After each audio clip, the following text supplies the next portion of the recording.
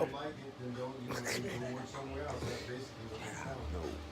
So, we want to make sure we negotiate on that. I won't make sure we negotiate.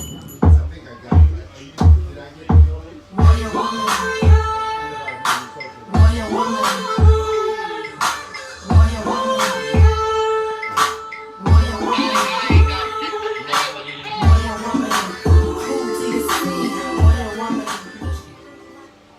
Warrior woman. Close your eyes. Warrior woman. She's there inside. Warrior woman.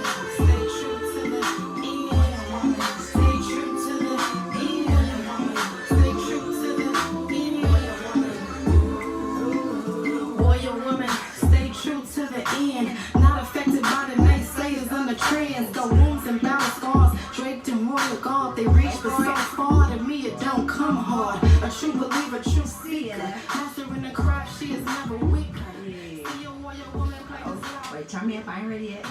Regal attitude exudes with every stride. Only walk around with her head held high.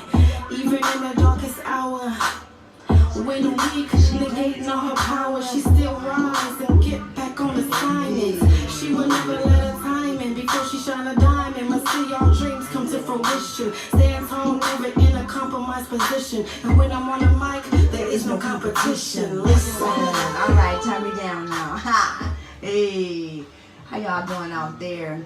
I'm Audrey Candy Corn, also known as Sister Save a Soul. Welcome to KEXU 96.1. I'm sorry, y'all. I was in my own zone right then and there. If I could sing, I would have got to singing that song. If I could rap, I would have got to really rapping it and getting into it. If I could dance, I would have stood up and did a little two-step. However, I just wanted to take the opportunity to feel the groove and the rhythm, because all of this is based on the rhythm. When God made earth, everything was based on a rhythm. Everything was methodically planned out, structured, strategically, and then he rested. So with that being said, we know that we are living in a world of evils with high positive vibrations, which is the light that comes from God, and we also are dealing with evils, low vibrations that comes from the opposite, Satan, the devil, whatever you want to call him. And we are wanting to shine a little light right now on a situation, because during the times of 2018, I learned about numbers, numerology a little bit, and I learned a little bit about horoscopes and stuff. And I even learned about the moon, like the blood moon or the red moon or something like that. I learned about the word 7, I think, means total or complete, and 8 means either complete or whole or new beginning. However, you can Google it. And these are the things that I'm learning that all play a part metaphysically. That's a word. And mentally, physically, spiritually, all of these things all play a part. And so right now, we're in a state of the emergency where Donald Trump is our president, and our mayor, Libby Schaaf of Oakland, California, those two are butting heads. And he said that Oakland is the most violent, Donald Trump said Oakland is the most violent city in the world. And Libby Schaaf clapped back. And next thing I know, the government is shut down. Ain't nobody getting no food stamps in West Oakland, East Oakland, in Berkeley, etc. You know, it touched all of us. So I just wanted to shed a little bit of light on that sometimes things appear to be one way, but it's really another. And with the government shutting down, like, at the end of the day, what are you going to do if you don't know how to operate with monetary or basic necessity living with your hands, creating? So I want to give a shout out to a mother by the name of Angelique Page, who is right now grieving currently, and I told her I would be giving her a shout out because she has the Vernon Foundation, and it has to do with bullying. Her son was bullied, he was shot and killed, and this had to do with, let's just say, it was gun violence also. And she is having a hard time getting through it and feeling like she's underappreciated and not supported. And I definitely know how that feels. And so, sister, I just want to say I love you, and continue on to do what you do in the name of your son's foundation, keeping his name and his light shining. With that being said, I want to talk about toxic masculinity. Do you know what it is? Did you even think that it exists? What does it look like? Is there such a thing? I am coming into my 3rd year of dealing with being a grieving, breathing mother, and I have went in certain arenas, and in these arenas I've been asked to come into to help with further preventing violence and giving my expertise as a street poverty scholar. And in doing so, what I have found is I have ran into some really toxic characters that are put in positions of power and authority.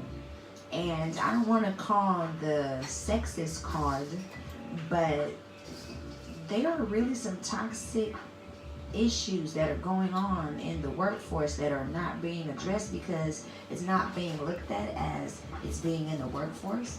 It's amongst organizations, nonprofits, and a lot of times people tend to wonder how come these organizations and departments are trying to reinvent the wheel, or while people aren't coming together.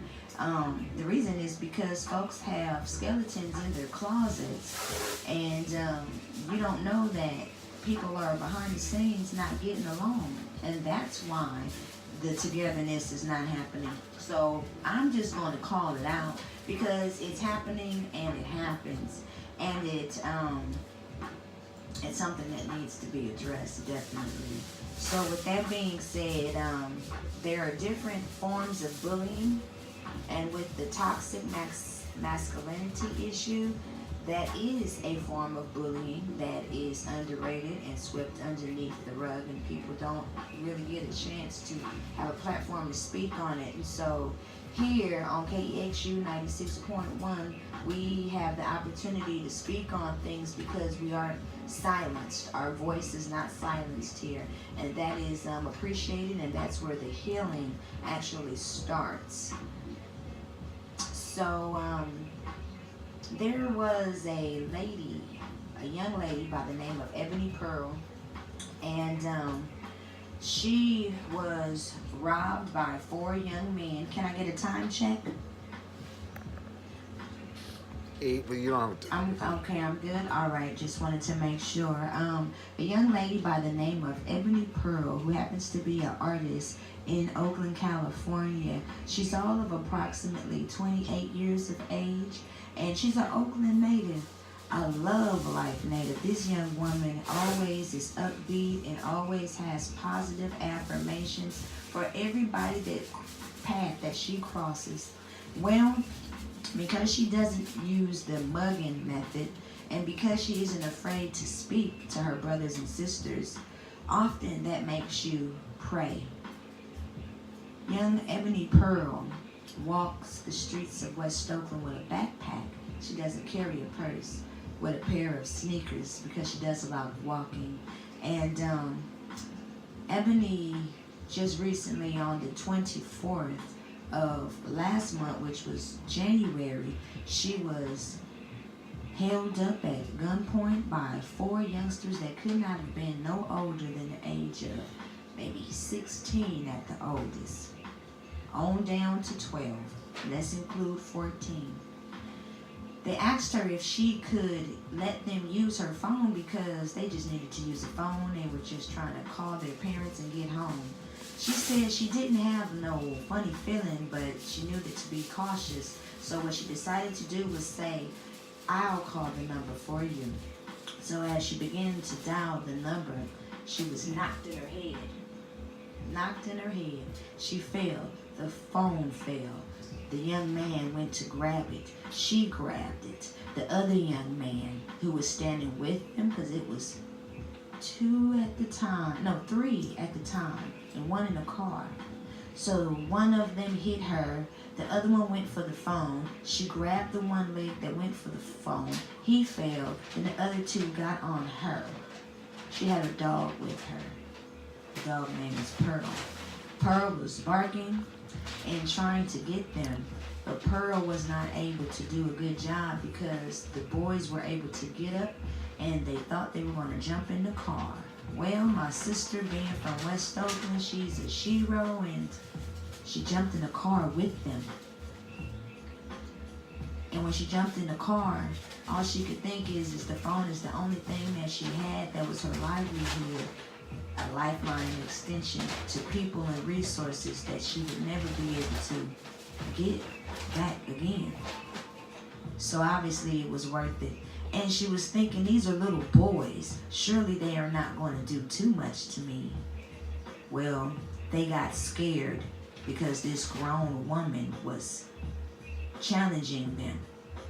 So they put a gun to her head and clocked it. She fell out of the car because they pushed her out of the car. It did not go. Praise God. She fell to the ground. She's bruised up, scarred. The dog's pretty messed up, was strangled, but she doesn't have money for the vet. And she is emotionally scarred and triggered because she told me that she don't feel like Oakland is Oakland no more. Which brings me to the Department of Violence. I was going to play the recording because she gave me permission, but because I believe she may have some curse words in there that we are not permitted to say because we are live on air, I'm going to save that for next week. However, she did say that if she had the opportunity to call the Department of Violence Prevention and have someone to help assist her, she would have. But when she called the police, there was nothing that can be done. So, another crime going undone. And the really messed up part about it is these young men, if they had have went to jail because of this situation, there's a gun law that just passed. There's a law in general that just passed stating that children now will not be charged with the heinous crimes that they've been doing with large sentences, long sentences. They will no longer be charged as adults. And the things that they have been getting away with doing, well, they're going to get away with doing it again. So I don't know how to feel about that because it brings me to the very next thing, which my son, Torian Dejour Hughes' murder case just started after 3 years, and it's trying a 15-year-old who got 6 years, probably 65 to 85%, and will be getting out in like 2 years. Where's the justice in that? Supposedly he pulled the trigger. The 19-year-old said, shoot that NIGGA. Well, he just, as of the 5th, we picked the jury selection, the jurors, gave them a 16-page questionnaire for the beginning of the process, and then Wednesdays we start trial. So this 15-year-old is now 18, and this 19-year-old is now 22, and the 19-year-old who's now 22 is facing possibly 60 years to life. So he's fighting it. And the young man who is the witness who made the phone call for my son, well, my son was actually there with him. He spent the night with the young man. But the young man that called the other two men, Shaheen and Tyrone Ireland, well, the young man knew all four. My son dies, two go to jail, and the one that made the phone call is alive and doing well, not in protective custody, not in jail, not looked at as a suspect. Something smells a little fishy to me. So, my name is Audrey Candy Corn, and I can go on and on and on because this is a healing session for me. It's more than just venting. This is a form of giving information non-traditionally and to keep me from going post-style. I'm a grieving yet breathing mother. Thank you for tuning in to KEXU 96.1. We will be at City Lights in San Francisco, February the 10th, 2019 at 5 o'clock with Poor Magazine, Homefulness, Decolonize Academy, and poornewsmedia.net. Now, I might have said that wrong, but for all of you that really know how it goes, you know where to go. Yeah, it's me, Stranger Danger, Taz Foundation, Warrior Woman. Do she look like me? Close your eyes. We got the summit in May.